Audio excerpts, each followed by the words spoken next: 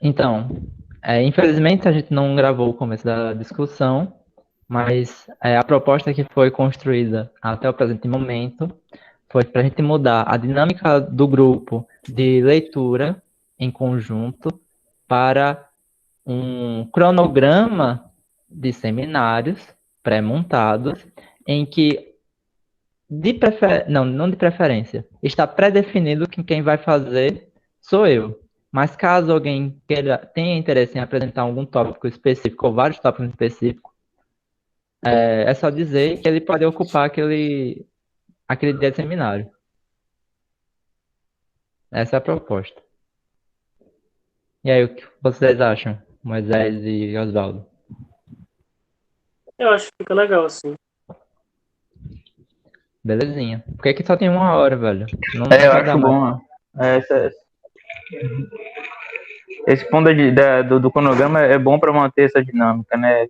Sob algum controle. Eu também tenho essa preocupação também de ficar recém. Né? É uma preocupação que eu tenho até quando houve a proposta da lei da formalização, depois você vai institucionalizar o negócio e você tem agora um outro critério que é o de produtividade, pode sobrepor de aprendizado, muitas vezes. É sempre um perigo, né? É sempre um risco essas paradas, né? Mas É, meio que na academia você cai dentro dessas duas coisas, produtividade e cronograma, o tempo inteiro. de Então, fato. não sei se dá para escapar. Eu sou muito crítico dessas paradas também, mas também acredito que quando a gente tem a diferença entre ser crítico e usar como desculpa. Eu gosto de me ver como crítico, não usar isso como desculpa. Ou seja, eu realmente acho extremamente problemático isso que você disse. Mas eu sei que, dado as devidas proporções, é bom um certo nível de institucionalidade para oficializar e a gente realmente dar algum tipo de retorno a nós mesmos, né? Esqueça esse retorno à comunidade, dar um retorno a nós mesmos. Ou seja, publicar alguma coisa, etc. Tal. Eu mesmo me esquivo muito de publicação, eu me esquivo muito de publicação. Sempre arranjo desculpa para não publicar nada. E isso é muito prejudicial. Talvez o grupo forneça uma certa obrigação, se for institucionado pela liga, para fazer esse tipo de coisa. Agora, você ia dizer alguma coisa, mas desculpa. Não, não. Ah, sim. Acho que é porque eu. Pode dizer, desculpa. Não, eu só tinha esquecido o microfone aberto. Ah, tá.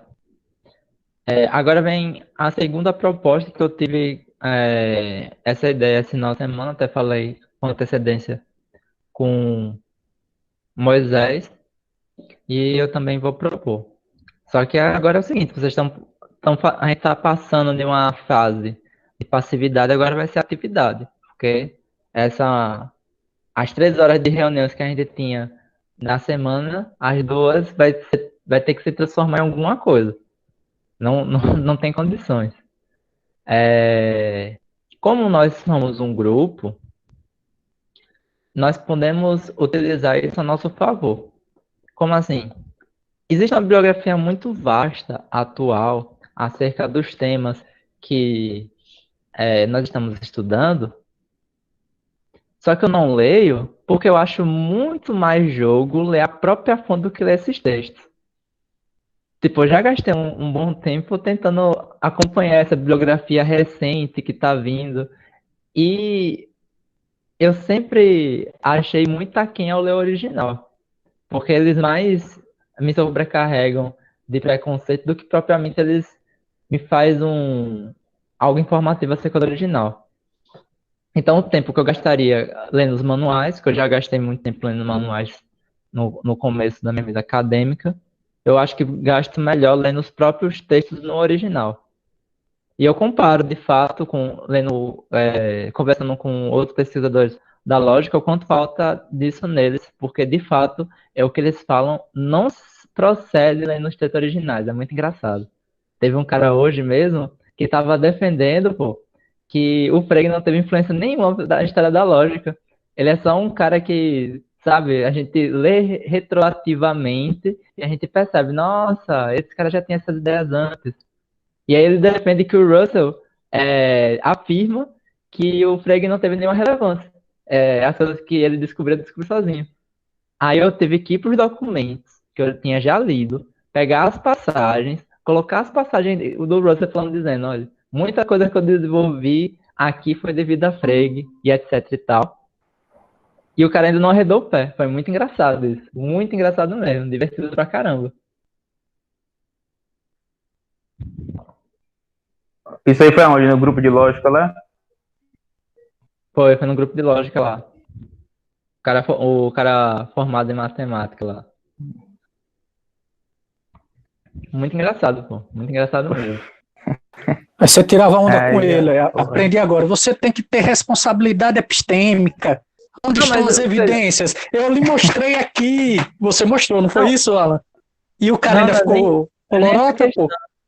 É porque que tem, de fato, livro de comentário que diminui a importância dos autores. Isso é fato, entendeu? Você lê um artigo atual, o cara cita, Frege como nota de rodapé e não tem essa responsabilidade de ir pro texto original e ler o próprio Russell. Tem lógico que nunca leu o Russell mesmo. É só você fazer um curso de matemática, pegar os textos mais recentes de um determinado problema e pronto. Eu li agora mesmo um artigo que o Renato indicou que a pessoa disse que nunca leu Kant.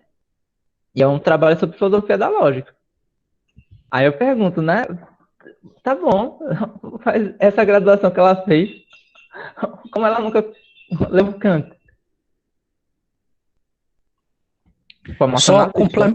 Só complementando, minha citação em tom de brincadeira, mas efetivamente séria, é do Clifford,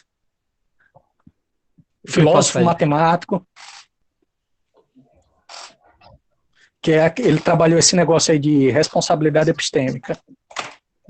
Entendi. Então, o Clifford, eu uso ele no meu texto. Você leu o artigo que eu falei, Carlos, o livro do Mucho? O Mucho, ele fez um livro que chama Ética da Crença, que ele coloca, ele coloca assim, o primeiro capítulo, ele apresenta a discussão e depois coloca na íntegra, traduzido para português, o texto do Clifford, que é o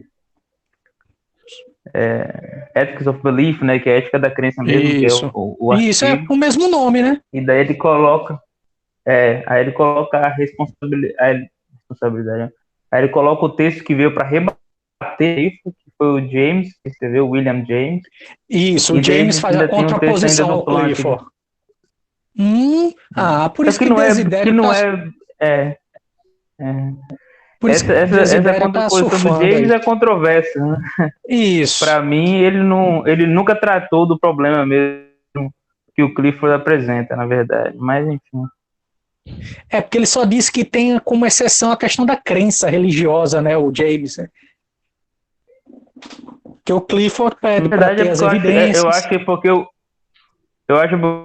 James ele não trata do principal problema que o Clifford apresenta. Que o Clifford começa o artigo falando sobre o armador de barco. Ele dá aquele exemplo. Isso, dá o exemplo dos barcos, correto.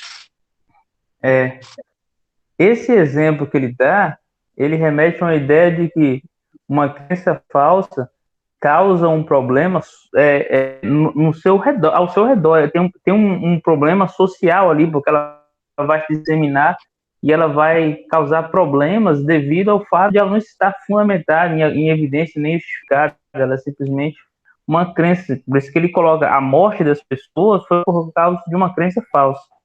Então ele apresenta a crença, ele apresenta uma crença falsa como um problema muito mais amplo do que simplesmente o que eu acredito ou deixo de acreditar, como se fosse um problema privado. Ele apresenta como se fosse um problema público. E aí o William James nunca trata disso. Ele simplesmente fala que a pessoa, ele privatiza a crença. Ele fala, a pessoa pode acreditar e tal, não sei o que. E aí ele faz o jogo lá das hipóteses dele lá, mas ele não resolve, ele necessita, na verdade, o nome de Clifford, né? E aí, esse é o problema principal para Clifford, né? Ele tem uma visão, vamos dizer,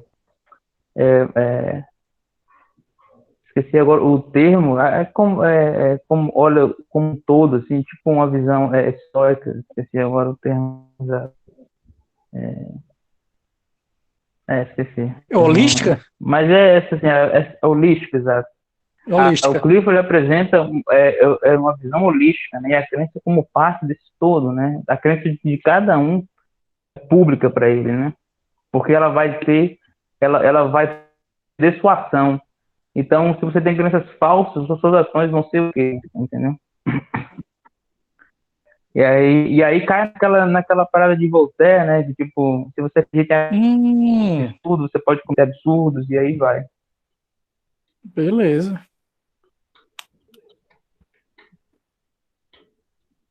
Não faço a mínima ideia do que vocês conversaram. Enfim, depois você passa a bibliografia básica. Mas o cara é matemático e filósofo. Foi um parente. Mas ele vem dessa tradição também. O cara era matemático e depois também se enveredou na filosofia. Ele era matemático e filósofo. Ele morreu jovem, né, com 30 e poucos anos. Mas ele tem contribuições, ele fez contribuições ativas na matemática, eu não lembro agora porque exatamente, mas no texto do Mocho ele fala sobre isso. Do Mocho, né? Ele fez contribuições pequenas na filosofia e fez contribuições também na matemática um pouco mais relevantes até. Apesar de que esse da filosofia dele é um texto que é lido até hoje, assim, é uma grande contribuição no aspecto ético da epistemologia, né? Isso. Show de bola. Show de bola mesmo. Então, esse período que você chegou agora, essa reunião é mais para propor uma mudança de dinâmica, porque agora a gente só vai ter 1 hora de reunião, então não vai dar mais para fazer as reuniões como a gente fazia anteriormente. Aí, o que foi proposto até agora? O que foi proposto até agora é criar um cronograma de seminários que, a princípio, quem está obrigado a fazer esse seminário sou eu, mas caso alguém queira fazer alguns seminários ou vários seminários, é só informar qual é o seminário que quer fazer acerca do texto, né? Claro. Em vez de a gente ler o texto, vai fazer seminário sobre o texto. E aí a gente coloca no cronograma. E aí as reuniões vão ser assim. Essa 1 hora vai ser a apresentação de seminário, que vocês vão estar, vamos dizer, vocês vão se comprometer comigo, que vão ler o texto antes, para ter uma interpretação prévia do texto, para confrontar com a minha interpretação que eu vou apresentar durante o seminário. Para ser combativo mesmo, para a gente ter algum tipo de debate, apesar de não estar lendo o texto. E agora estava introduzindo a segunda proposta. O que você acha, Pedrito? Acho que vai acelerar as coisas. Pode ser bom. Certo. Na segunda proposta, eu estava falando que era justamente acerca desse ponto, que existe muita bibliografia recente sobre o tema que a gente está lendo, só que eu nunca dou destaque a eles, porque eu acho que é muito melhor gastar o tempo que eu gastaria lendo esses manuais, lendo as próprias obras originais, que são várias, para não dizer quase infinitas. Só não são infinitas porque estão confinadas de um tempo no espaço, mas são muito numeradas, vamos colocar assim. Que seria a gente dividir entre nós esses manuais e cada um ficar responsável por ler um desses manuais e fazer resumos acerca da leitura que está efetuando desse manual e divulgando lá no grupo, para que a gente possa ler o resumo e fazer perguntas. Você já tem a lista desses manuais já? Tenho. Você quer que eu compartilhe? Sim. O material é todo sobre Frege, no caso?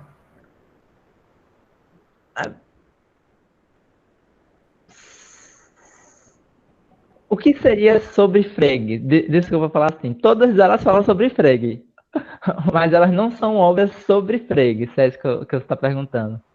Eu estava perguntando se são materiais que ele fez ou o comentador dele, entendeu? Não, são manuais sobre o tema que a gente está tratando. Não, os autores clássicos, a gente vai ler o texto em viva. Agora, existem textos que falam sobre os autores clássicos. Seria a distinção, sei lá, da física em pegar um texto que fala sobre Newton e pegar o Principia Naturalis, Principia Matemática lá do Newton. Existem muitos textos que falam sobre o Newton, mas você percebe o quão radical é distinto ler esses textos de quando você lê o Principia Matemática mesmo. Você chega bem assim, brother, meu irmão, não consigo nem sair da segunda página, desgraça. É muito diferente. O sistema é totalmente diferente. Por causa Certo, eu vou projetar aqui na tela os textos. por causa do processo de transposição didática. Exatamente. A gente aprende um pouquinho a fazer isso no curso de física.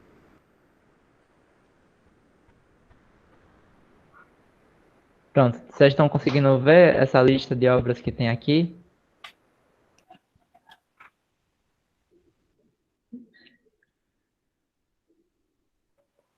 Sim ou não? Deixa eu ver. Sim. Tô vendo Harry Potter e a Câmara Secreta. Mais ou menos. Agora eu tô chegando. Eu uso uma convenção para organização de texto. Eu coloco o primeiro ano de lançamento, depois o sobrenome do cara em maiúsculo e depois o nome do texto, para ficar fácil de localização, por essa barra aqui de cima. Então aqui a gente tem aí tem os seguintes livros. A gente tem como pode dizer, esse compilado de artigos de Ayer, que é um positivista britânico, Knill, que é o historiador da lógica, lógica que a gente leu no começo do grupo, o Strawson, que é um filósofo analítico super influente, e o Riley, que é outro filósofo analítico também super influente, que o nome é The Revolution in Philosophy, que é de 1956.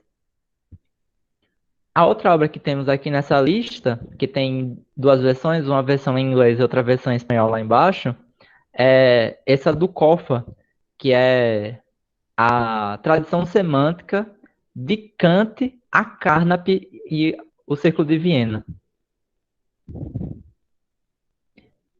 que trata justamente sobre a tradição filosófica que a gente chama hoje de tradição semântica, que trata a filosofia a partir de um aspecto semântico. Então ele faz toda essa história que parte do Kant, explicando como Kant estabeleceu uma semântica e como podemos dizer que ele pode ser um primeiro semântico ou não. Eu estou dando um resumo assim, mas eu não li essa Beleza. obra. Essa obra é mais histórica, Alan? Todos esses manuais são históricos. Que legal. Todos eles são históricos. São históricos em aspectos diferentes. Por exemplo, essa revolução em filosofia são filósofos analíticos falando sobre autores históricos e como eles deram uma virada na história da filosofia. Então, o Ayer é um filósofo analítico, que é um positivista lógico britânico. O Knill também você pode tratar como filósofo analítico, que é um historiador da lógica. E Strawson também, e o Riley também. Mais abaixo tem esse aqui, ó, De Peirce a Scholen, que é o capítulo negligenciado na história da lógica, que é um livro que tenta tratar de uma tradição que vai do Peirce, que passa pelo Schroeder, que vai para o Loverheit e que chega no Scholen, que é uma tradição mais algebrista da lógica. E nessa obra existe uma tradução de um livro muito, muito famoso na época do Frege, do Peano, do Russell, que é as lições de álgebra do Schroeder. Então, esse livro, teoricamente, te dá um escopo acerca de uma outra tradição da lógica que não é muito lida, porque o que é muito lido pelos filósofos analíticos é o Frege, o Russell e o Wittgenstein. E aqui ele tenta narrar essa história desses outros lógicos que são tão importantes quanto, só que eles não são muito estudados atualmente. certo?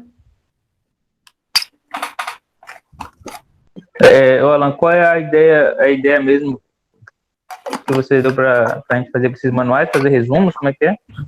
É a ideia que cada um de nós pegue um desses manuais e a gente elabore resumo de leitura e coloque lá no grupo, ou coloque numa pasta que eu vou mostrar daqui a pouco, para que a gente possa ler esses resumos e fazer perguntas. Ou seja, a gente vai ler o autor pela sua leitura, teoricamente. Entendi. Também seria legal apresentar tipo o semestre também, né? Da obra, né? Realmente, caso a pessoa queira fazer o seminário, ela pode propor. Perfeito. Se a pessoa quiser Porque porque o trabalho do seminário ele exige assim, uma didática, acho que a gente acaba tendo que repensar até o que a gente leu, né? Uhum. Sim. Sim, de fato.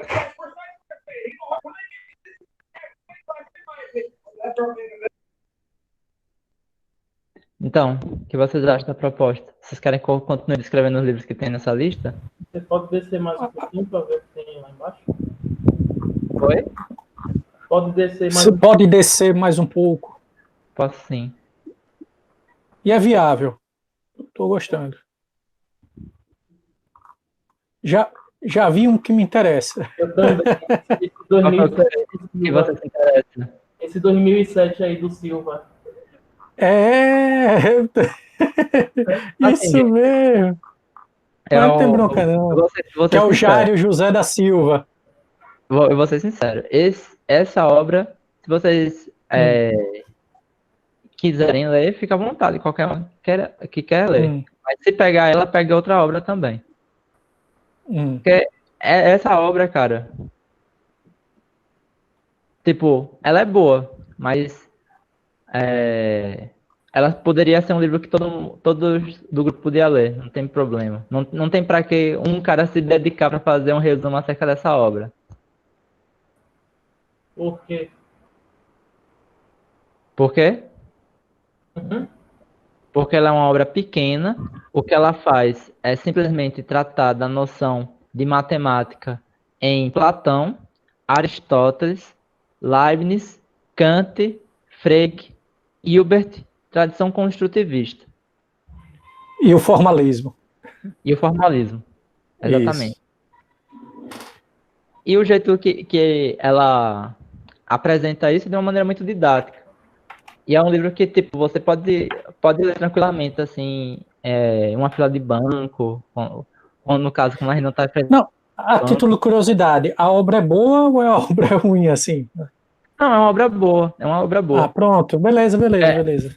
Mas a questão que eu sempre coloco quando leio essa obra é que é uma obra como fosse... Sabe quando você lê uma revista? Que as informações estão sendo dadas, mas não tem articulação das ideias propriamente dito, não tem um desafio de entendimento que exige um certo trabalho. É como se fosse aqueles livros que cada capítulo é um artigo diferente, né? Não, não, na verdade, os capítulos deles são bem independentes, para falar a verdade. Para falar a verdade, são bem independentes. Mas é um texto... Isso a depender eu não evitar falar isso. É um texto didático. Não é um texto de pesquisa. Existe essa distinção, é um texto didático. Ou seja, você lê para aprender alguma coisa, mas não é um texto que exige fichamento. Pelo menos eu separo o texto que exige fichamento e o texto que não exige fichamento.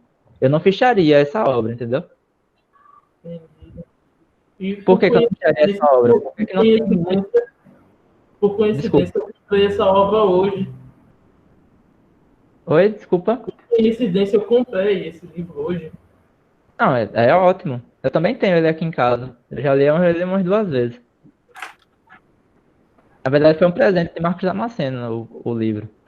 Eu tenho ele no Kindle, mas ainda não encarei, não.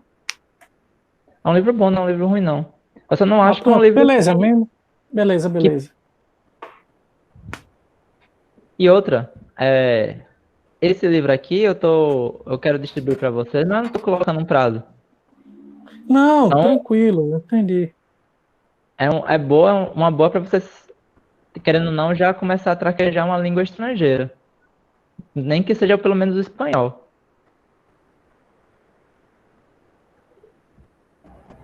Em espanhol já se encontra muitas obras, né? Muito mais do que em português. Né? Mas eu achei interessante isso aí de Kant até o ciclo de Viena, algo assim. Acho que foi o segundo que você me É, falou. tradição semântica, né? Tradição semântica. Deixa eu só dizer Ela tá em aqui, inglês, rapaz. essa é, Alan? Oi? Essa que o Oswaldo falou tá em inglês, é? Tá em inglês e tá em espanhol. Certo. Essa tá em dois idiomas. Deu sorte. Deixa eu só dar uma descrição rápida, então, acerca de todas. Aí eu parei aqui no Scholar, né? Tem essa aqui do Graham Guinness, que é a pesquisa das raízes matemáticas de 1870 a 1940. O que essa obra faz, ela é tipo uma espécie de enciclopédia desse período todo que eu estou preocupado. Eu uso mesmo realmente eu gosto desse período da matemática de 1870 a 1940. Porque o que tem nesse período? O surgimento da lógica matemática até o surgimento da teoria da inconsistência, a teoria da incompletude para uma linguagem formal que tenta formalizar a aritmética. É esse período que eu tenho muito interesse na história da matemática. Não que as outras eu não tenha. Tipo, depois de 1940 também me interessa. Agora, matemática atrelada à metafísica, etc e tal, eu já estudei bastante. Mas não é muito minha praia, não. Mas tem esse livro que ele vai dar essa enciclopédia acerca desses debates que estão acontecendo nesse período todo, que é um período do meu interesse, de fato. Não tem como negar. O meu objeto se eu fosse definir meu objeto, minha área de formação que eu quero seguir é nesse período da matemática, pelo menos. O próximo é esse aqui, ó, Filosofia da Aritmética de Kant a Carnap. Você começa a perceber que existe um certo paralelo, já está muito negócio de Kant a Carnap, né? Eu acho que ele se inspirou nessa obra aqui para escrever esse livro. Tem essa aqui embaixo, que é 200 anos de sintaxe, que ele vai explicar, não sei se é interessante para vocês, mas para mim é muito interessante, porque para mim o aspecto fundamental de uma teoria formal, pelo menos para mim, é a sintaxe. Eu acho a semântica totalmente secundária quando se trata de uma teoria formal. A sintaxe para mim que é o mais importante. Então essa obra, ele mostra essa construção histórica de 200 anos até hoje do conceito de sintaxe para as gramáticas. E aí ele cita em algumas notas de rodapé o Frege e cita no corpo do texto o Carnap, Russell. É uma obra muito interessante para mostrar as contribuições dos lógicos para uma linguística formal. Qual é o nome dessa? Oi? Qual é o nome dessa? 200 anos de sintaxe. Aqui, ó. Essa do Graph. 2001, Aham. Graph, 200 anos de sintaxe.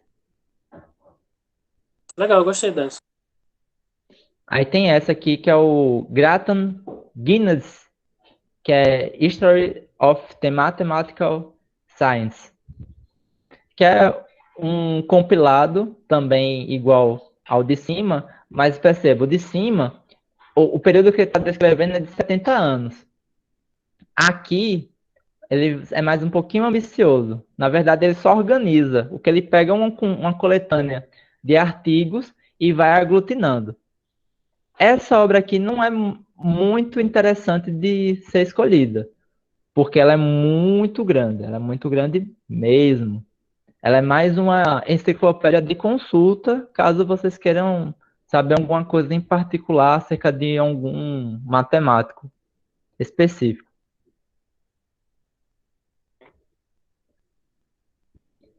Também tem o texto, versão em espanhol, da Tradição Semântica de Kant e Carnap.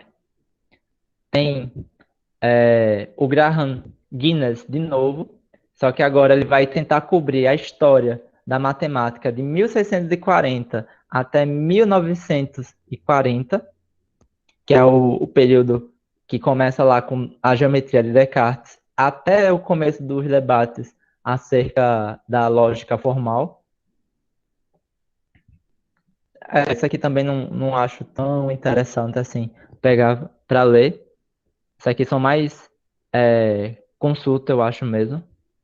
Tem o livro Filosofia da Matemática, que é bom de ler, mas eu não acho que não mereçam um estudo profundo. E tem esse texto que é o do Soames, que é o surgimento da filosofia analítica em Frege, Moore, Russell e Wittgenstein.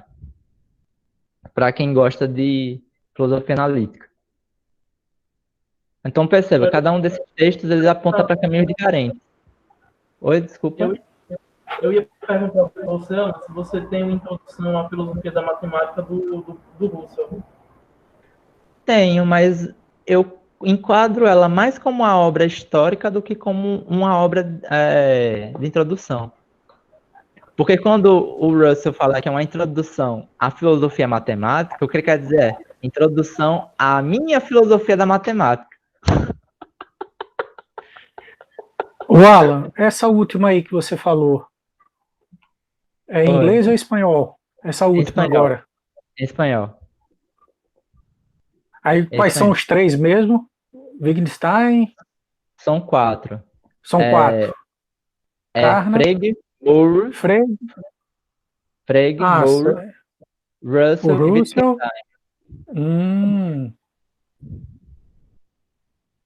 Aí ele faz um panorama de cada um, é mais ou menos isso? Sim, exatamente. Faz um panorama de cada um. Exatamente.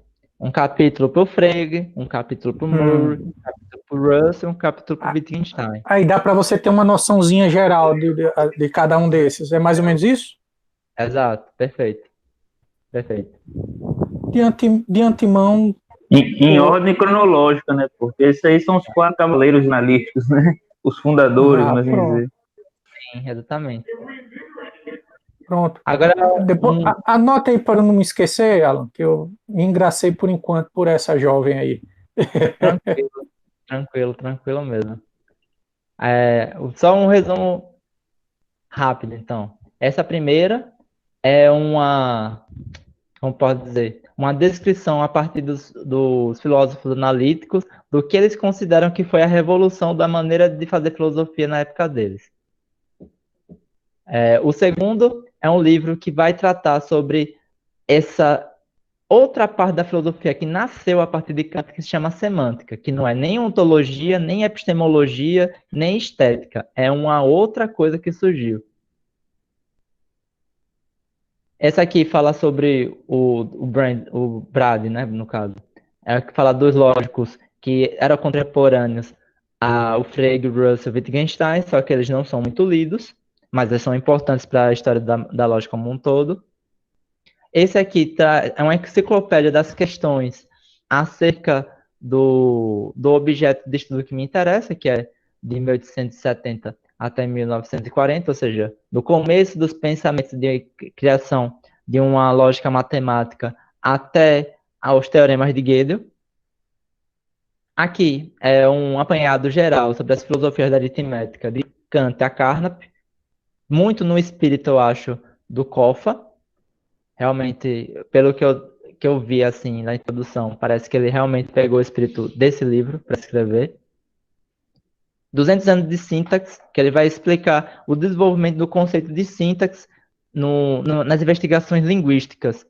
E aí ele vai desembocar uma hora sobre as contribuições de Carnap, de Russell, de Frege, para a investigação da linguística, colocar entre aspas, né, formal. Aqui é uma enciclopédia enorme sobre a história das ciências matemáticas. Aqui é a versão em espanhol do texto da tradição semântica de Kant e Carnap. E aqui é um outro manual histórico, só que agora tenta cobrir de 1640 a 1940. Aqui é o livro do Silva, que é Filosofia da Matemática, e aqui é um livro que trata sobre o surgimento da filosofia analítica, em 4 autores.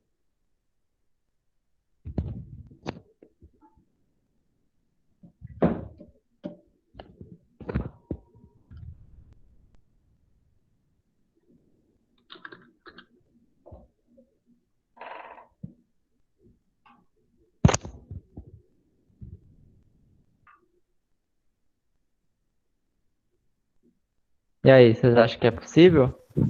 E que Se comecem os jogos. de leitura e resumo desses livros? Tranquilo, tio. Beleza. Se mata aí um pouquinho, mas tá de boa.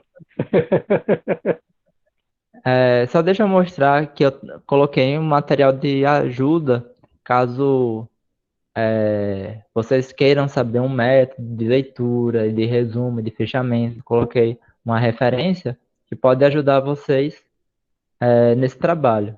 Eu não estou Pô, o cara preconcebendo tá que vocês saibam. eficiente, viu? Eu não estou Tem até um preconcebendo que vocês já Mobral saibam pra fazer gente não isso. se perder. Pô, o cara é demais.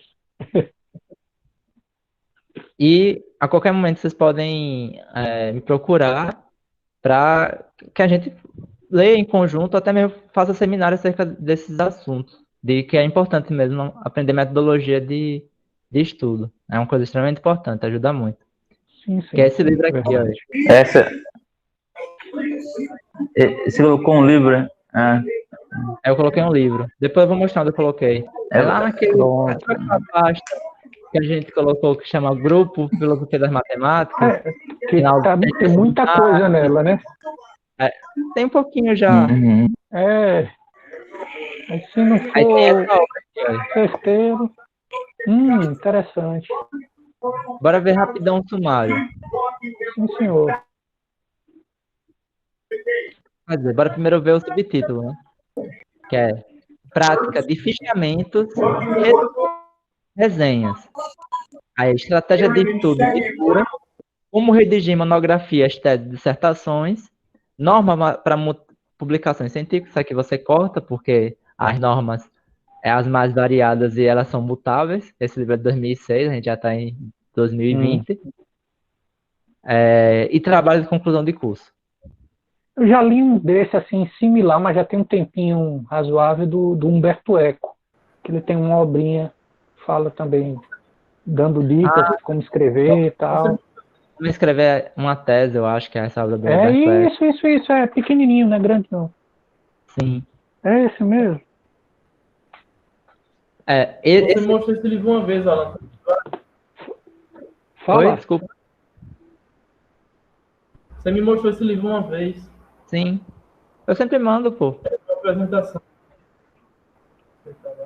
Eu tenho o meu selo de aprovação. Esse é um dos livros que me fez sair do mar de Perdidão e ir para a Lagoa de Perdidão.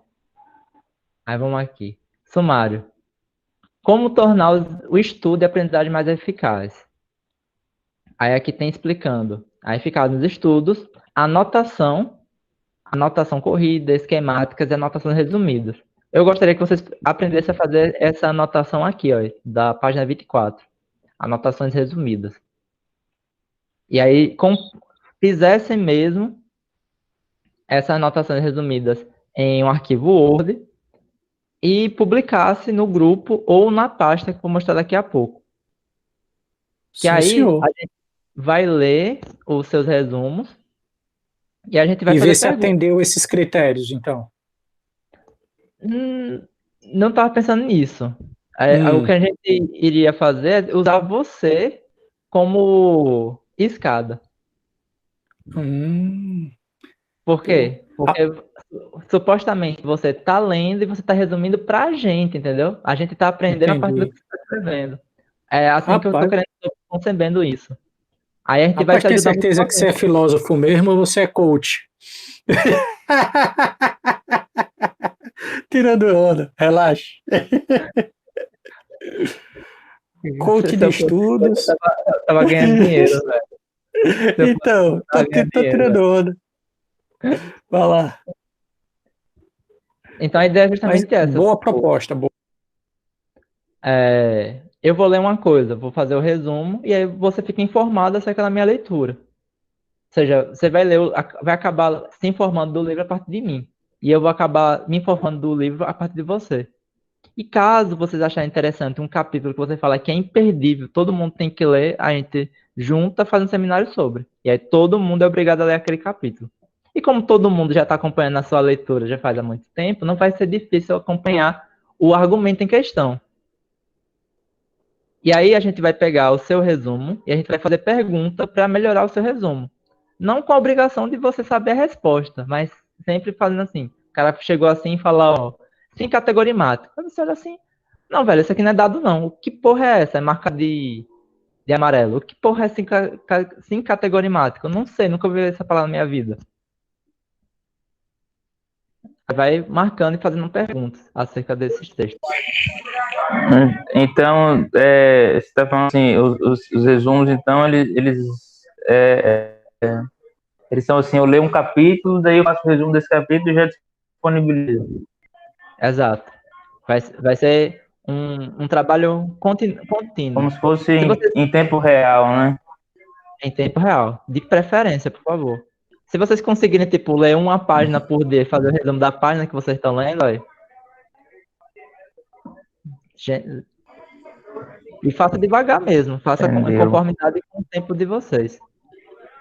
Como a gente tem o que no grupo? Acho que 9 pessoas. São 9 obras lidas simultaneamente, entendeu? Então, se cada um ler um pouquinho por dia, a gente vai colocando o grupo pra frente. Grupo é constância. Tem que sempre colocar isso na cabeça. Grupo é constância. Se a gente está sempre constantemente escrevendo, a gente está sempre constantemente aprendendo. Não adianta nada fazer aqueles planos mirabolantes de ler 30 obras no ano e aí você cansa quando está na metade da primeira obra. Com relação a isso, eu estou só um pouco preocupado porque eu estou numa fase que eu estou enganchado em tarefas que eu tenho a obrigação de cumprir, entendeu? Por exemplo, estou na fase final do curso que já vou me formar agora e estou tendo que entregar o TCC, entendeu? Então, essa é a prioridade. Entregar meu TCC no dia, mais precisamente no dia 18 de dezembro. Então, eu tenho esse empecilho aí, não é bem empecilho, né? Porque é minha prioridade, no caso. E tem também o mestrado, que eu estou participando da seleção de mestrado e eu estou meio que dividindo as duas coisas que são de maior importância no momento. Então, o que eu quero dizer é o seguinte, quando eu conseguir chegar nos prazos e entregar, eu estou livre, entendeu? Uhum. É tranquilo. Por quê? Porque a gente não falou em nenhum momento em prazo ou qual é o termo que tem? Metas. Não tem metas. Tipo, o Oswaldo pode, sei lá, me entregar uma página por semana. É o que tá dando pra ele fazer, entendeu? Ele tem esse tempo disponível, ele conseguiu fazer o resumo, mandou. Ele já exercitou atividade de resumo e eu já consegui me informar parcialmente do que ele tá lendo. Então já valeu a pena. Agora, claro, se você puder produzir mais, a gente vai ler mais. Mas, de fato, o grupo não tem esse imperativo, não, de colocar nenhuma responsabilidade sobre suas costas que vai prejudicar a sua vida estudantil ou sua vida pessoal de nenhuma maneira. Não, longe de mim disso. Não, e Uma curiosidade. com relação à responsabilidade, esse não seria o problema, não, entendeu? Mesmo que tivesse, o negócio aqui eu tenho que me informar agora. Entendeu? Não, tranquilo. Só uma curiosidade, Expedito. Qual é o tema do seu TCC? Eu estou fazendo um jogo de cartas onde eu aplico o PBL para avaliar, né? Então, eu estou criando um método de avaliação usando um jogo de cartas no sistema PBL. Certo. Mas e essa avaliação, esse jogo de cartas, para educação básica ou ensino superior? Ou tanto faz? Ela pode ser aplicada no ensino superior também, mas eu estou fazendo para o ensino médio. Ensino médio, pronto. Eu Ok. eu vou mudar a estrutura da sala de aula todinha, vou botar o menino Isso. para trabalhar em equipe e vou botar o menino para trabalhar em cima de problemas. Isso é dos problemas, é. Eles vão ser uma espécie de cientistas resolvendo problemas guiados. Aí tem aquela fase da autoavaliação e tal, e você está sistematizando isso nesse joguinho de cartas. É mais ou menos isso. O PBL ele já tem um sistema de avaliação. Já tem. É por isso que eu perguntei. O que eu fiz foi adaptar ele a um jogo, né? O que eu fiz foi criar adaptar um jogo. Eu criei um Legal. jogo, um produto que eu posso até patentear e vender. Aí o que eu fiz foi adaptar o PBL ao jogo. Entendi. Pô, legal. Valeu. Valeu. Bacana. Obrigadão aí pela informação. Então, o que eu iria dizer é o seguinte, tipo, você vai lendo conforme o seu tempo, velho. Não se preocupe com isso, não. Agora, você lê produzindo esse resumo para que a gente acompanhe a sua leitura. Mas se você está ocupado, não tem problema nenhum. Realmente, não tem problema nenhum. É só um método da gente conseguir dividir essa bibliografia e a gente conseguir ter maiores diálogos, que isso já é um diálogo. Você já está. Olha só quantas coisas. Vocês vão estar escrevendo, que é resumo, né? Elaboração de resumo é escrita. A gente já vai estar dialogando, porque eu vou estar lendo o texto de vocês. Quando eu falo eu espero que vocês todos leiam o texto de vocês reciprocamente, porque a ideia é justamente essa, a gente utilizar o coleguinha para se informar acerca do livro. E a gente vai começando a fazer pergunta no sentido, quais são os termos que eu conheço, quais são os termos que eu não conheço. Aí faz a pergunta, marca em amarelinho, pergunta o que é isso. E a gente vai tentando resolver essas questões ao longo do estudo. Esse texto é muito bacana, mas, tipo, para vocês aprenderem a fazer anotação, caso não saiba, basta ler esse tópico aqui da anotação. E o que eu vou pedir é a anotação resumida mesmo, certo? Mas se vocês quiserem ler o restante do texto, aí tranquilo. Só para mostrar o resto do texto, também tem prática de leitura, como fazer uma leitura de um texto, estratégia de leitura. Texto muito bom mesmo. Tem aqui, ó, fichamento. Quais são os tipos de fichamento? Que é fichamento de transcrição, que é o tipo de fichamento que é o mais fácil na minha vida, é fichamento de transcrição. Não consigo muito fazer fichamento de resumo, não. Enfim. E aqui tem resumo, conceito de resumo do texto, etc e tal. É isso. O que eu tinha para propor era isso. Agora eu vou mostrar a pasta. A gente vai colocar esses documentos. A gente vai gerar uma bibliografia comum e um material básico que a gente vai poder usar até para escrever artigos em conjunto. Que isso é material de pesquisa. Essa praia do fichamento é uma coisa que sempre me deixa um pouco confuso em alguns aspectos, porque eu sempre penso, de repente, é o objeto que vai me dizer, vai me constranger a fazer algum tipo de diferente. Tipo a obra, dependendo da obra que eu estou lendo, eu retiro citações e faço comentários ou resumo a obra. Eu fico sempre em dúvida se existe uma forma melhor de fazer ou não. Normalmente, quando você faz o fichamento, você faz como? Você está me perguntando os critérios pessoais que eu uso para fazer um fichamento? Qual é a forma que você usa, né? Porque tem algumas formas, né? Sim. É porque é o seguinte, agora vem a parte da crítica, né? Os professores não sabem muito o que eles querem dizer quando fala sobre fichamento. Eles não sabem. Tirando algumas exceções, eles não sabem muito o que significa essa palavra. Porque algumas vezes fichamento é anotação, outras vezes fichamento é resumo, e outras vezes fichamento é alguma coisa que eles mesmos não sabem dizer o que é, mas não é anotação e não é resumo. Aí você fica tipo,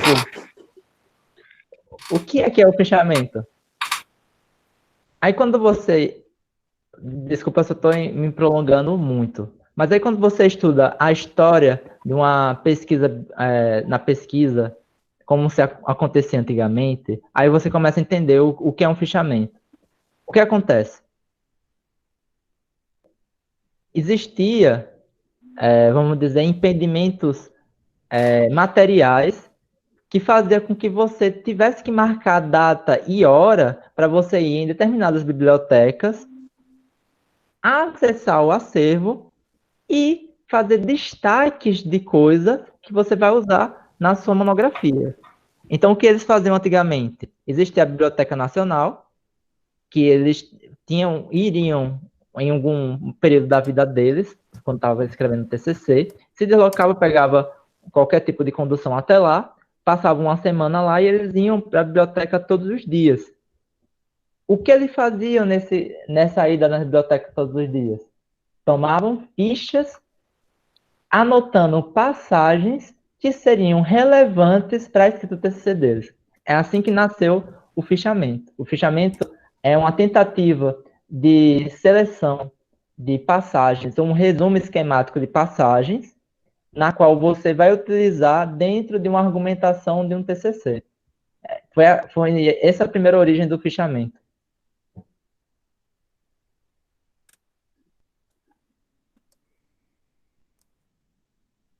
Não sei se a partir dessa história deu para entender muito bem o que é fichamento. Foi claro. Olha, eu fiz essa pesquisa da seguinte forma. Deixa eu só complementar. Eu fiz essa pesquisa da seguinte forma. Eu pego um livro, leio parágrafo por parágrafo. Depois que acaba o parágrafo, eu não vou escrever, não vou resumir o que está ali. Eu vou falar com minhas próprias palavras o que está ali, explicando o que está ali, como se fosse eu explicando. E assim eu vou seguindo até terminar. É assim que eu fiz. Tranquilo, Expedito. Mas a questão é o seguinte: por que chamar isso de fichamento e não chamar isso de resumo? Porque resumo, eu escolho certas partes do texto para reproduzir ela íntegra. Você pode fazer um resumo de texto inteiro. A palavra resumo pode ser contemplada para um resumo de obra inteira. Isso é que eu vou comentar, né? Eu estou comentando o que está escrito ali. Mas existe fichamento que é de transcrição. É que é um fichamento que é só uma coleção de notas de passagem do texto. Não, eu não estou questionando sua metodologia de estudo, não. Funciona. Mas a questão é de nomenclatura. O que é o que em cada parada, entendeu? Por exemplo, se eu te perguntar qual é a diferença entre uma resenha crítica e um resumo, você sabe dizer. Porque existe uma diferença de estrutura entre uma resenha crítica e um resumo. Só que o problema é que os professores nos pedem para fazer fichamento, só que na verdade eles querem resumo.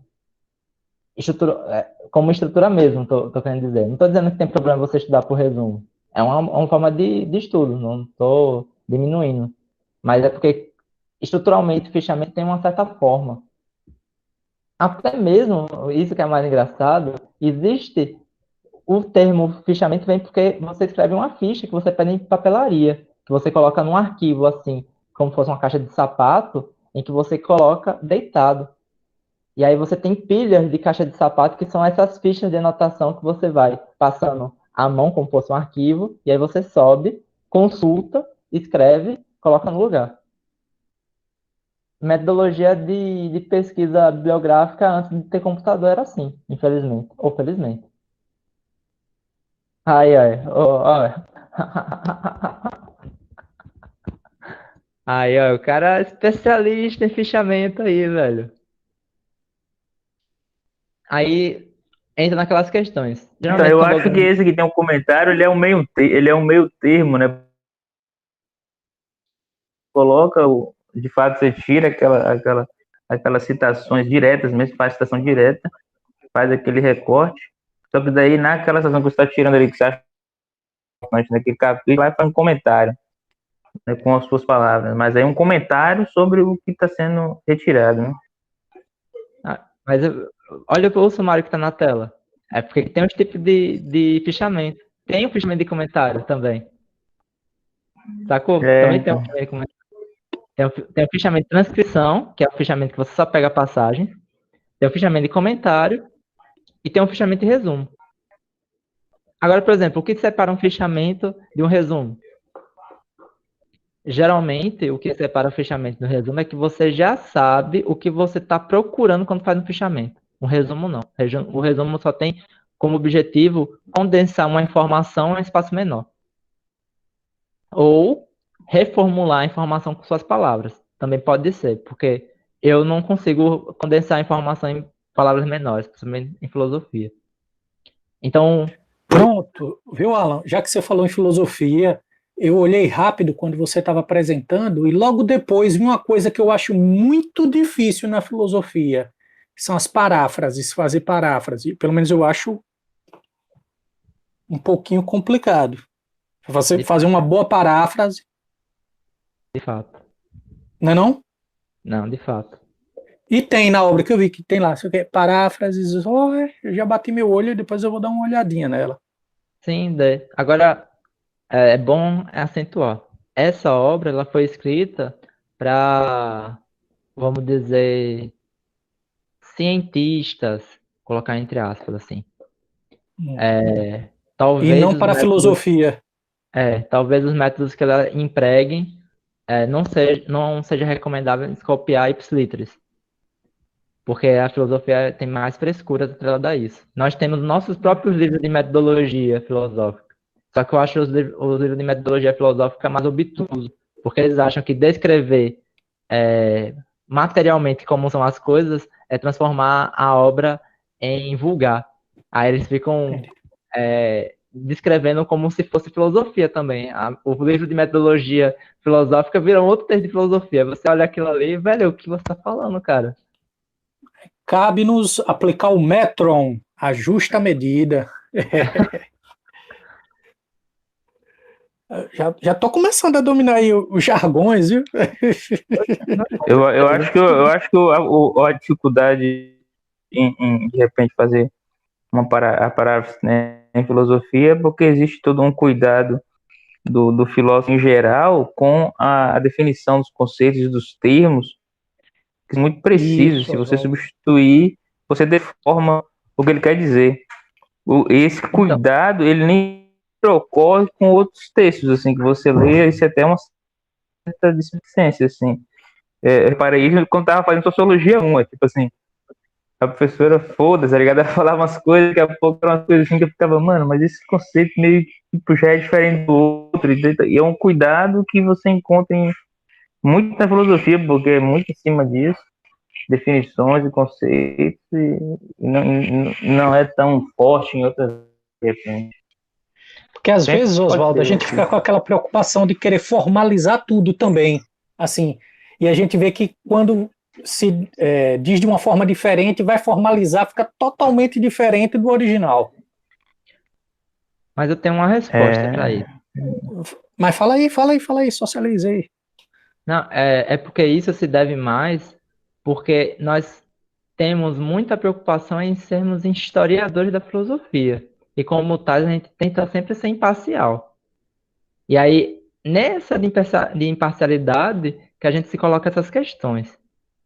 Mas, por exemplo, se você, de fato, lê uma determinada obra e você tomar num ponto de vista que você não está querendo fazer uma história da filosofia, e sim utilizar algum tipo de ideia a partir do seu sistema próprio, aí, tipo, paráfrase à vontade. É só pegar o texto do Russell, pode pegar até os textos dos filósofos atuais. Você vai ver o que é paráfrase mesmo. Cara, parafraseia sem dó. Condensa a filosofia do cara em uma frase, pô. Muito engraçado quando isso acontece. E não é nenhuma citação, viu? O cara condensa a filosofia do cara em uma frase, coloca entre parênteses Kant, e aí coloca o ano da obra. Pronto, resumiu a obra do Kant toda em uma frase. Se eu fizer um negócio desse, me descascam todinho. Vida. Porque historiador não tem esse direito. Historiador não tem esse Então. direito. Por exemplo, eu tava pegando o texto do Habermas, cara, é muito engraçado. O Habermas é muito engraçado. Tipo, ele pode fazer porque ele é o Habermas, né? Segundo os professores. Mas, tipo, num parágrafo, ele coloca 7 filósofos totalmente distintos um do outro, falando que todos estão na mesma sacola.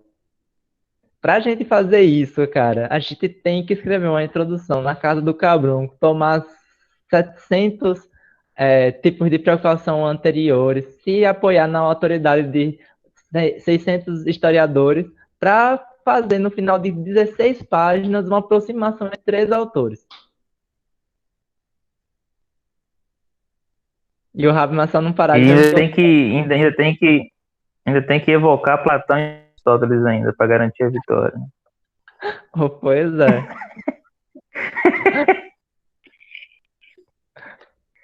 E botar Isso os se dois dá- no mesmo balaio, né? Aí já tem dificuldade.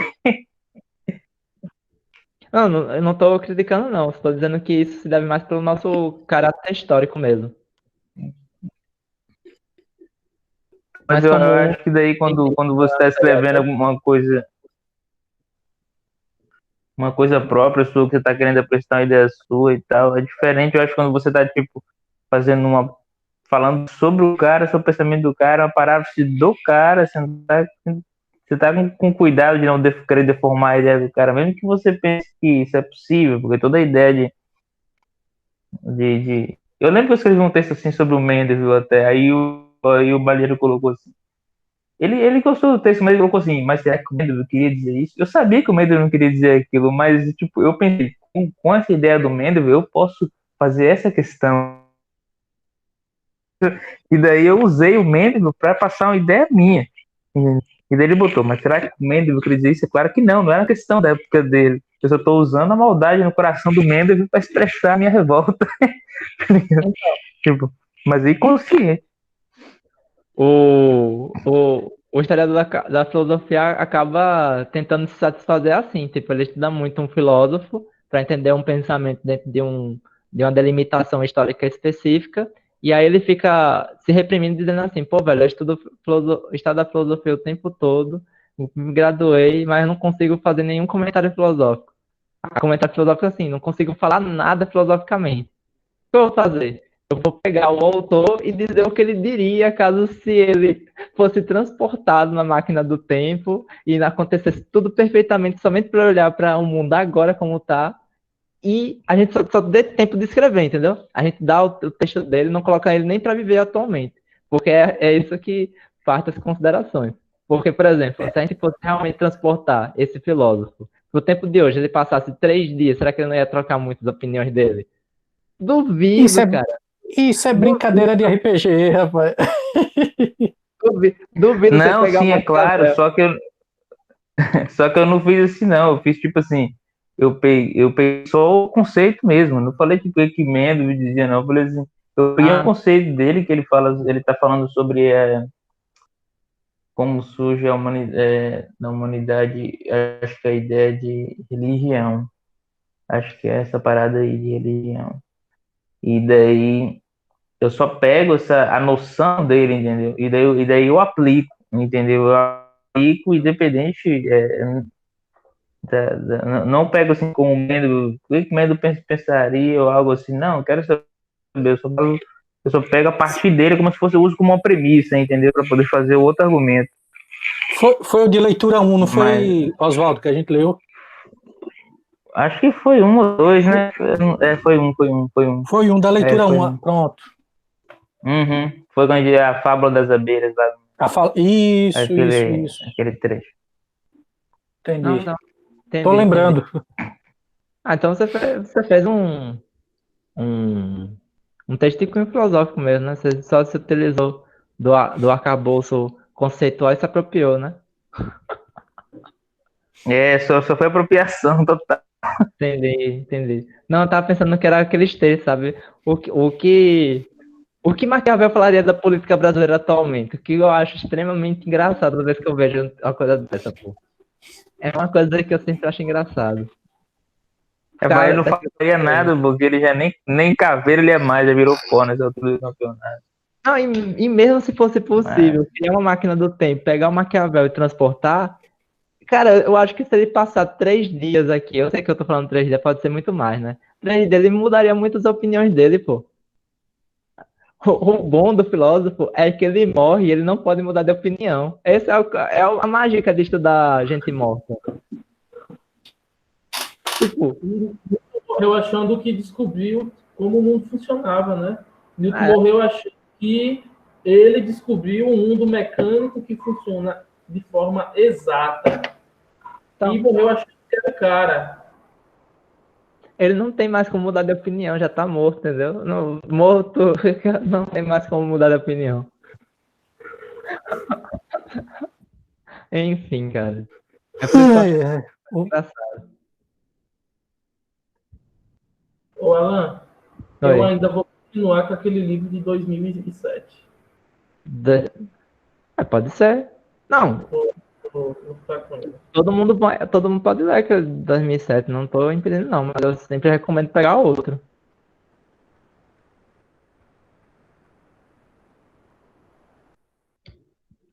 O de 2007 é legal. Mas, por exemplo, ó, 2007 eu nunca usei na minha vida, o livro de 2007. Então ele é um livro informativo, legalzinho, mas nunca usei ele em pesquisa nenhuma. Porque a informação que ele tem é muito básica e não ajuda o esclarecimento do que eu estudo. Por exemplo, eu prefiro muito mais ler a analítica transcendental no próprio Kant do que ler o texto do Silva, entendeu? Mas é porque, no meu caso, como eu estou saindo do meu estricto senso, eu preciso exatamente de um livro como esse. Entendi. Não, tá bom. Tranquilo. Tranquilo mesmo. E tô já compartilhando a pasta. A pasta é essa daqui. Tem aqui o livro. Eu vou colocar o livro do. Na verdade, eu já coloquei. Eu acho que ele só não atualizou ainda. Do Mendeiros. Ah, não, tá aqui, desculpa. Eu não consegui ver. Tá aqui o livro do Mendeiros. Novamente, só 4 páginas, que é o da anotação e do resumo. E aí, como vai ficar essa divisão aí entre vocês? Eu já sei que o menino Carlos quer o livro de filosofia analítica. Isso. O Moisés está interessado pelo livro de sintaxe. O Expedito do livro do Silva. E o Oswaldo, e você, cara? Eu quero a semântica do Kant até ciclo de Viena. Beleza. Vocês querem que eu passe esse livro para vocês individualmente ou vocês pegam na pasta? Passe o meu individualmente, se não for muito abuso. Certo. Por e-mail, por WhatsApp. Não é abuso Por nenhum, onde não, você cara. achar melhor. Onde for mais prático para você, eu capto. Vocês se comprometem a escrever esses resumos conforme for lendo Não, o entendi. texto? Sem pressa, sem estresse. Leu 2, 3 paginazinhas. Resumi, divulgo. Pegou? Exato. Divulgo. Vai ter semana que a produtividade vai ser melhor. Tem semanas que vão ser verdadeiros hiatos. Mas tem outras que a gente vai procurar dar uma adiantada e vai. Não, tipo, É isso mesmo, a verdade é essa. exatamente, a pegada é essa. Aí já vai, como pode dizer, exercitando escrita e a gente já vai tendo uma bibliografia, a gente já vai crescendo a bibliografia. Atualmente nossa bibliografia de textos lidos está em 2 livros. Talvez um pouquinho mais, mas por enquanto está em 2 livros. Com isso, a nossa bibliografia já cresce bastante. Já cresce bastante. E na hora, vocês não vão perceber isso agora, mas na hora que a gente for escrever algum artigo, esses resumos que vocês estão fazendo vão ajudar bastante. Porque querendo ou não, a gente sabe o que tem outro conteúdo do livro, pode citar eles para comparar. Isso aí Belezinha. é massa mesmo. Eu lembro, eu tive uma. Quando eu fiz letras, eu tive uma professora que ela passou vários livros para a turma ler. Era tipo por dupla, cada dupla tinha 2 livros, aí tinha que apresentar tudo. Era esse trampo só no semestre, mas tipo assim, no fim das contas, a gente acabou tendo um contato com 16 ou 17 livros, entendeu? Mas tipo, eu só li um, entendeu? Mas você acaba tendo contato com todos os outros livros, porque todo mundo leu, e aí a ideia era que a pessoa tinha a aula inteira para apresentar esses livros, entendeu? E a relação que eles conseguiram encontrar entre os 2 livros. Então é bom para poder você consegue aprender muita coisa, assim, Sim. em menos tempo. E no final de contas, a gente utiliza o grande vantagem de estudar em grupo, né? Dividir. Então, essa é a vantagem, né? Essa é a vantagem, compartilhar. Ei, depois lembra aí de Demais, passar né? para Emerson e Mariana, né? Para eles escolherem algum. Tá faltando mais alguém, que agora o grupo tá grande. Vou O ver aí. Moisés e Expedito já estão aí, já estão cientes. Falta o Emerson, Mariana aí. Ah, tem a menina também, né? Não, Aí, eu não sei se está na matemática. É Rai, né? aí Rayane mesmo. Ela está no de Osvaldo. matemática Não, ou está mas eu no vou outro? repassar essa informação lá.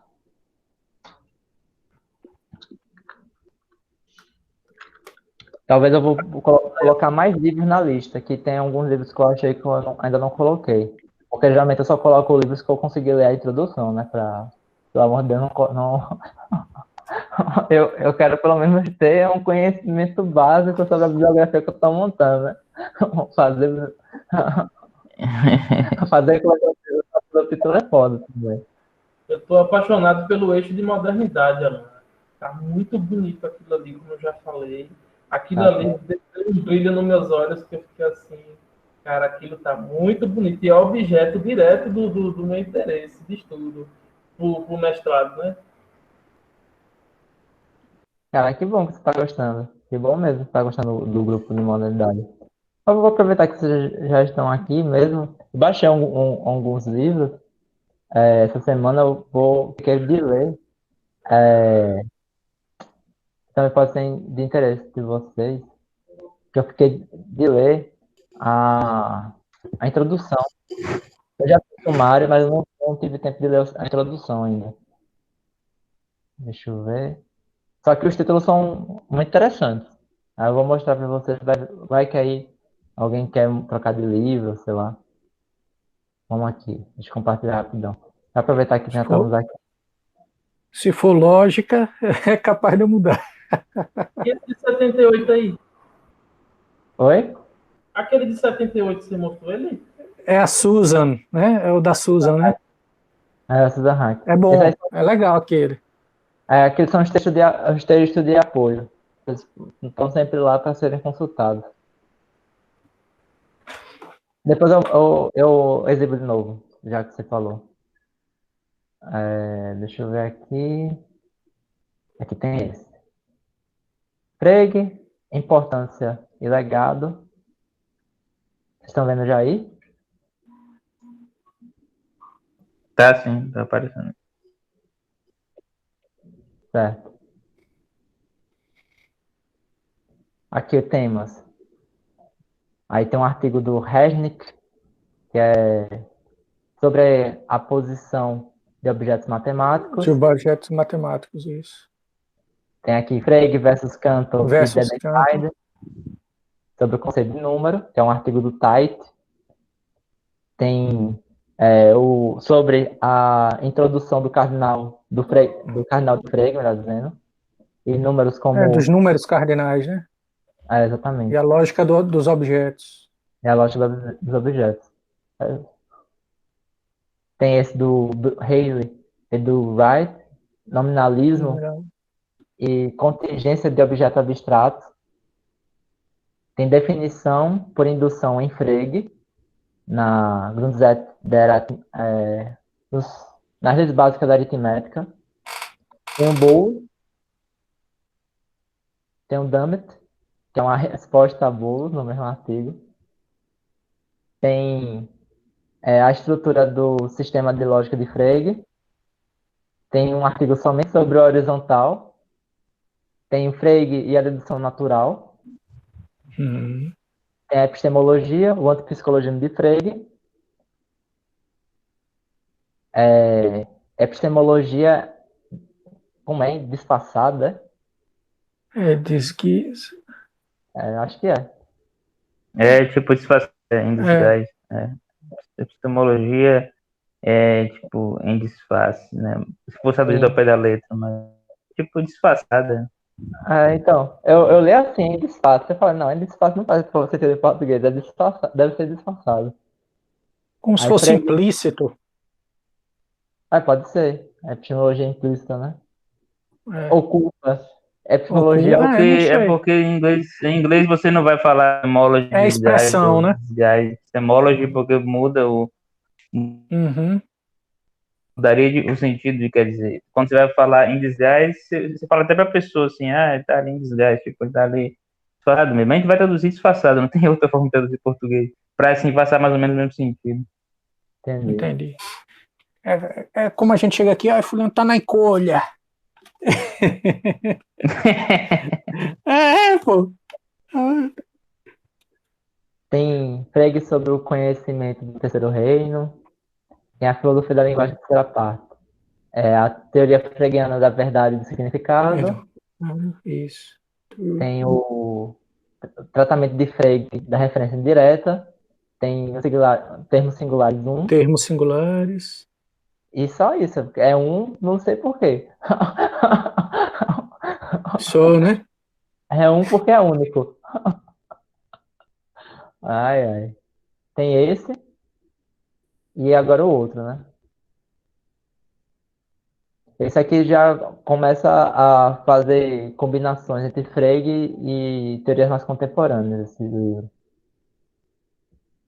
E a outra que eu tava vendo era esse aqui, que tá bem pequenininho, que é a Filosofia da Linguagem e Linguística.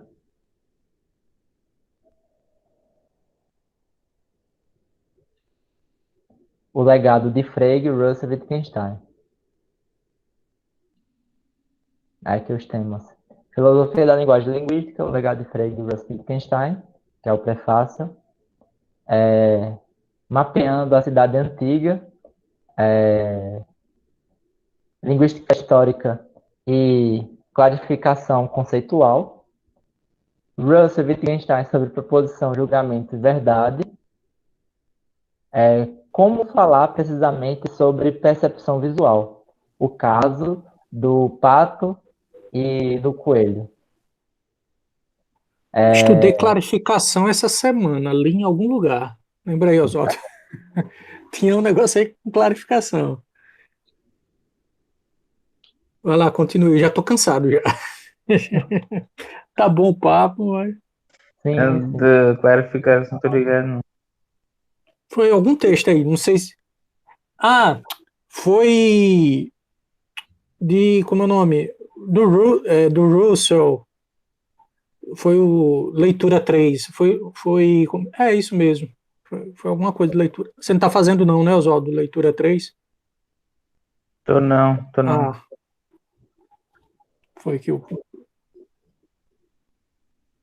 Quem é que tá dando leitura 3? é o filho lá de Merleau-Ponty, como é o galego? Esqueci o nome Matheus dele. Vidal. Isso. O Ridão.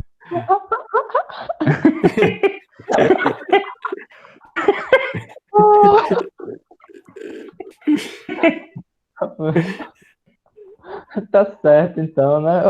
A gente respeita minimamente os professores. Foda. Certo. Prioridade do pensamento ou prioridade da linguagem. Sobre a ambiguidade das descrições definidas. Procedualismo e histórico-ontológico, entendimento histórico-ontológico na filosofia da linguagem. Aí tem o Criticismo e semântica em Quine, né? eu acho que na verdade, criticismo de Quine da semântica. Acho que é algo Da assim. semântica é off. Isso. Quem quer ser um russeliano sobrenome. Bueno. Bradley, Russell e a estrutura do pensamento, lógica e a posse do significado, objeto, conceitos e unidades, o legado de Frege e a teoria linguística da predicação. Russell Wittgenstein, a noção de proposições falsas, gramática categórica e os fundamentos da filosofia da linguagem. E aí, conforme eu for achando novas obras, eu vou colocando lá. Mas, a princípio, vocês já escolheram as suas, né? Sim, senhor. Belezinha, então. Esse livro aí tá massa, hein? Da filosofia da linguagem e linguística, legado de Frege, Russell e Wittgenstein. Então, vou colocar lá, já que você gostou, eu vou colocar lá na pasta. A gente dá uma olhada depois. Mas, enfim, essas obras... Depois vamos tentar popularizar um pouquinho a lógica lá no grupo lá. Aquele de vocês. Desculpa, dá para entender? Popularizar um pouquinho a lógica. Uns textos de lógica, mas para o público que não... Sim. É bom o Mortari. Eu tenho muito nariz empinado com o Mortari, mas eu me acostumei já a ele. Eu já tô tolerando ele. Mortari é show de bola. O Mortari é legal. Legal. Eu estudei muito lógica antes do Renato chegar pelo livro do Cop, né? Aí quando chegou o Mortari, que é outro viés, pô. Aí tava desacostumado, mas já me acostumei com o Mortari. Eu, enquanto pessoa mediana, me dei muito bem com o Mortari e, modesta parte, tive um bom entendimento. Sim. Ele é bem... Mortari, é um livro... Ele dialoga, né? Didático. Isso. Ele sempre procura facilitar, né? É bom para ter um entendimento inicial, assim, porque quando eu li o Cop, ele já pega pesado já de cara, ele já joga assim, já os argumentos. Não, o Cop é um absurdo, cara. O Cop é um absurdo, pô. Cara, não tem como você pegar o Cop e acertar de primeira aquelas primeiras questões, não, velho. Então, eu vi lá, pô, introdução à loja, eu falei, essa introdução aqui tá pesadinha no Cop. Pô, sem condições nenhuma. E eu acho um livro arbitrário, pô. Sinceramente, eu acho um livro arbitrário. Porque ele começa um livro de introdução à lógica da linguagem. É um tratado de filosofia da linguagem, aquilo ali. Aquilo ali está se fingindo de livro didático, mas é uma concepção fechada do COP, do que é a linguagem, do que é a ciência. E aí ele os exercícios dele... Oi? Eu estava fazendo par e passo os exercícios de COP com Mortari. Os de COP puxa mais. Não, principalmente para quando você pegar aqueles argumentos e formalizar. Não, e ele já pega só de filósofo, né? Aí... Não, e o do COP, além de puxar mais, quando você vai ver a resposta, você não sabe porque a resposta é aquela, pô. A resposta não faz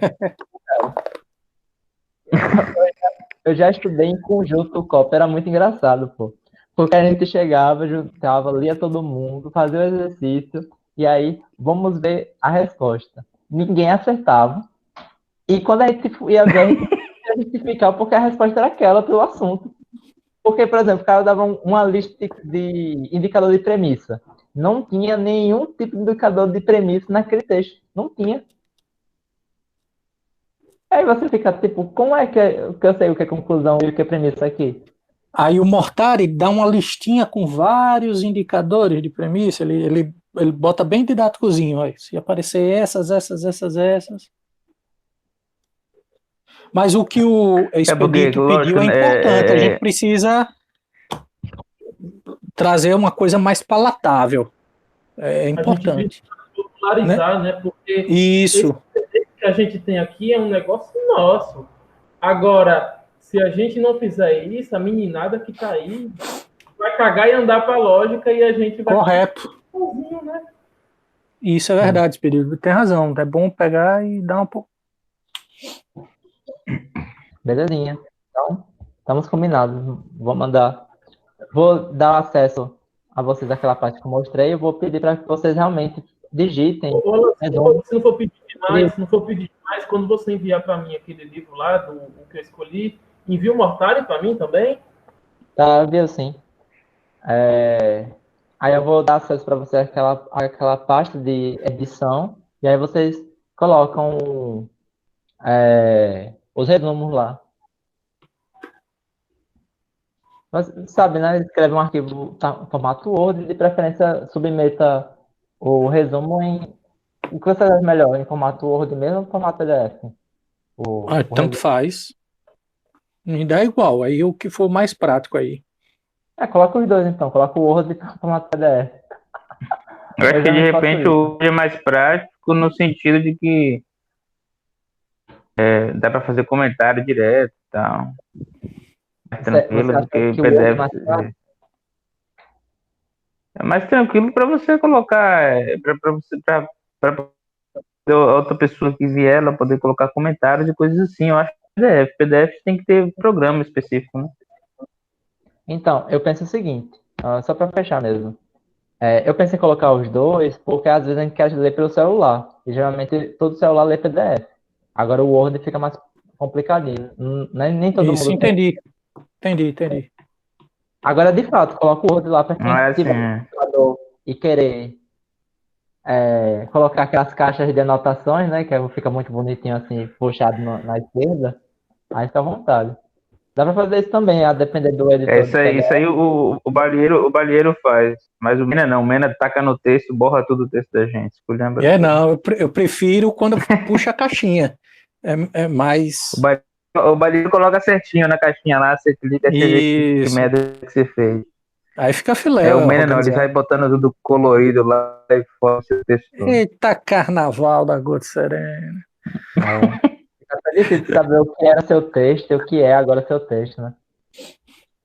Falar em Mena, eu citei Mena no meu projeto de mestrado. Fiz uma Pô, citação. legal. Olha, Então ele tem pesquisado muito essa área de pós-verdade e crença e tudo mais. Né? Epistemologia. Exatamente nesse tipo de pesquisa que eu citei ele.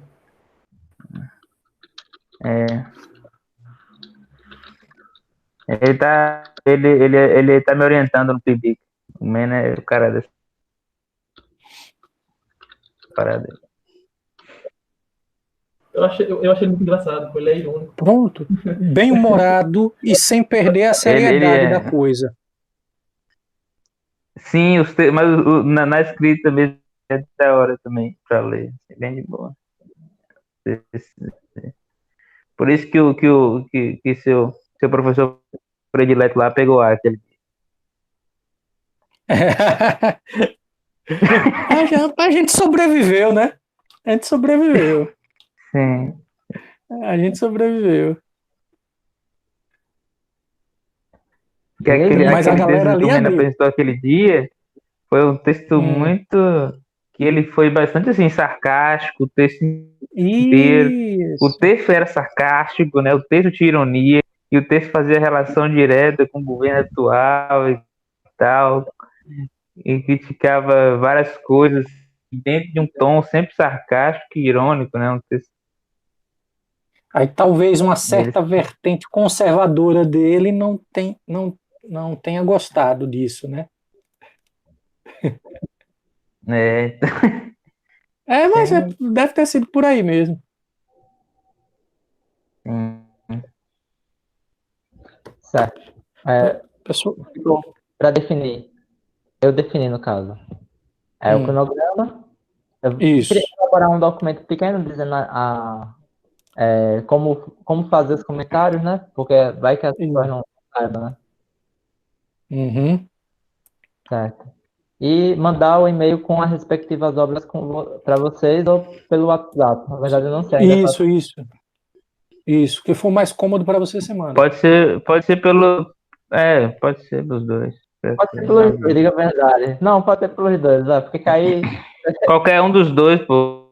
O que tiver mais à vontade de ser. Pra mim pode ser pelo e-mail, pelo WhatsApp, porque eu posso abrir o WhatsApp no PC, não tem problema.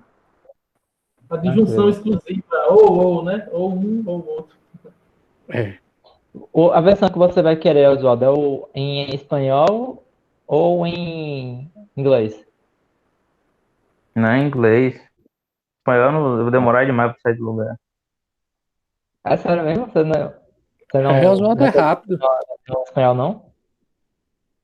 Não, eu entendo, consigo ler em espanhol também, mas eu leio mais rápido em inglês Que engraçado. mesmo. No Porque, inglês eu sei travo lá, muito. eu acho que em inglês é uma língua mais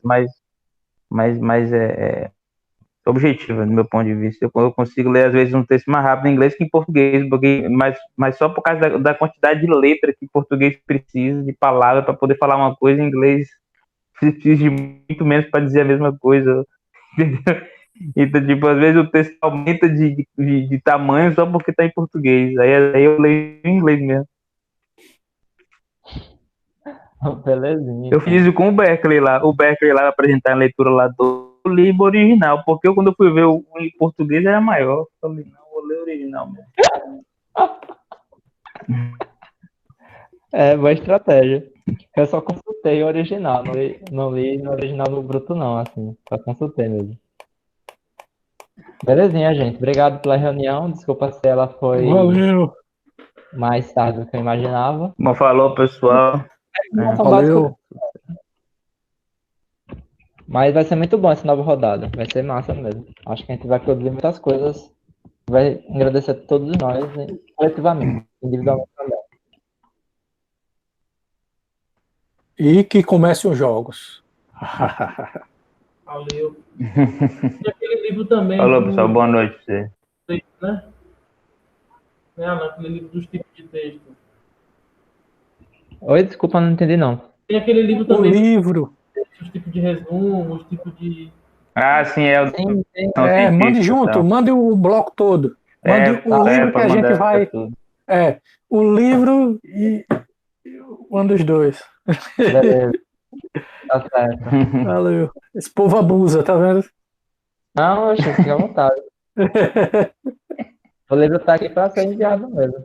Qualquer coisa Então, também, se quiser debater acerca do capítulo do livro, você pode entrar em contato, não tem problema nenhum. Eu também vou escolher minha obra. Eu dei o privilégio de você escolher antes para ver o que sobra para mim. aí é o melhor prato da cozinha japonesa, o que soborou.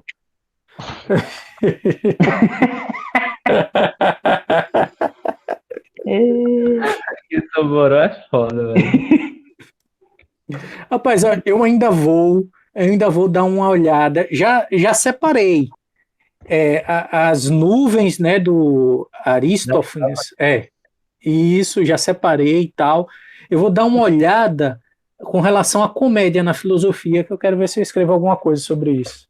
Ah, que massa, velho. Vai ser irado, pô. É verdade, o cara falou que vai fazer a filosofia da comédia aí, brutal. Aí, tá? Tô só. Bota Tô fé, velho.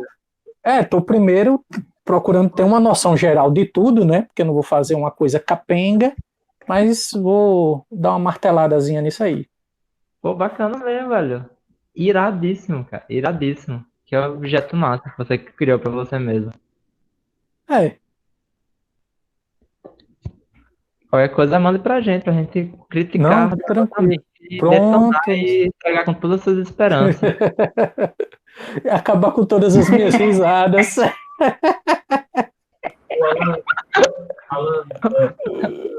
Alan, tem uma proposta para você ano que vem. A gente tirar cálculo 1 em um horário alternativo. Tirar cálculo 1 no horário alternativo? Como assim? No horário alternativo, a gente tirar cálculo 1. Ah, estudar. Estudar, bater a ementa e tal. É isso. Sim, Qual sim, é sim. no cálculo 1 toda? Não, sim, com certeza. Se quiser. Eu tenho que revisar mesmo o cálculo 1 mesmo. Já faz um tempinho que eu não reviso. Muito bom, muito melhor do que o que é usado aí na UFS, né? Um livro bem mais matemático mesmo, mais matemático mesmo. Vai ser bedeira, velho. Ano que vem, se você quiser organizar um horário aí pra gente tirar cálculo 1, então tamo junto. Ano que vem pode rolar mesmo. Pode rolar de verdade. Então é isso, gente. Obrigadão mais uma vez. E até a próxima semana. Vai ficar estabelecido esse horário mesmo, quinta, viu? Filé. Quem não Beleza. puder, eu faço o segundo Demorou. horário. Até Valeu, mais. tchau, tchau. Beleza. Até mais. Boa noite. Boa noite.